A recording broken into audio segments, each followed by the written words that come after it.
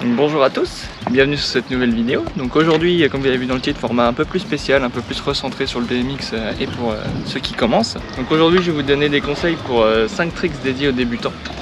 Donc chaque personne explique un peu à sa façon et peut-être que vous comprendrez un peu mieux avec ma façon. Donc avant de commencer à sauter, on va apprendre à faire des tricks d'équilibre. Donc on va commencer par le manual directement. Donc pour un manual, tout est question de positionnement et d'équilibre. Tout d'abord, il faut mettre son corps en arrière afin de mettre le poids sur la roue arrière.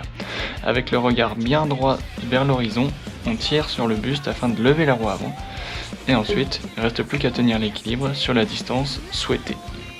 Une fois qu'on maîtrise le manual sur des sols plats, on peut s'entraîner sur des plans inclinés, des pyramides, ou pouvoir mettre son manual en haut d'une courbe et pouvoir redropper dedans. Donc après le manual, on va partir directement sur le faki, donc qui va nous être utile pour les tricks d'après. Pour un faki, il faut arriver bien droit sur une courbe, les bras bien solides. Ensuite, il suffit de se laisser entraîner par le pédalier sans trop bouger le bassin, toujours avec les bras rigides. Au moment où on veut se retourner, il faut tourner un petit peu la roue, puis au moment où nous sommes à 90 degrés, il suffit de tourner la tête vers là où on veut aller en appuyant sur les pédales. Donc j'espère que vous avez réussi votre faki, parce que maintenant on passe au 180, et donc après, le 180 il faut toujours faire un faki. C'est plus beau, c'est plus sympa, et ça permet de garder la continuité. Pour un 180, il faut d'abord se préparer à sauter en s'accroupissant et en poussant sur les jambes. Puis, au moment de l'extension, il faut regarder là où on veut aller en tournant les épaules. Puis, une fois en l'air, il faut toujours regarder là où on veut aller et se préparer à l'impact en se laissant entraîner comme pour le faki. Puis, on se retourne, tout pareil. Une fois maîtrisé, on peut lancer le 180 en flat, sur une pyramide, ou même venir faire des 180 to disaster en haut d'une courbe. Donc maintenant, on va passer sur du tricks un peu plus traditionnel. Donc je vais pas vous apprendre à faire un one hand. Je pense pas que ce soit le truc le plus dur à apprendre où il y a besoin de beaucoup de conseils, juste le fait d'enlever la main. Par contre, on va partir sur le fait de faire un toboggan où on va chercher la selle avec la main, tourner le guidon et pouvoir replaquer son toboggan. Comme pour un 180, on vient d'abord se préparer à sauter en s'accroupissant et en poussant sur les jambes, puis réaliser son extension afin de sauter.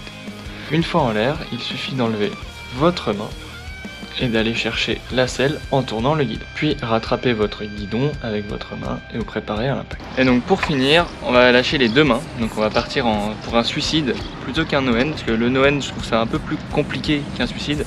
La différence c'est que le suicide fait plus peur. Pour réaliser un suicide, tout pareil que le 180 ou pour le toboggan, on se prépare à sauter. Une fois en l'air, il faut tendre ses jambes et attraper la selle avec ses genoux, ses tibias.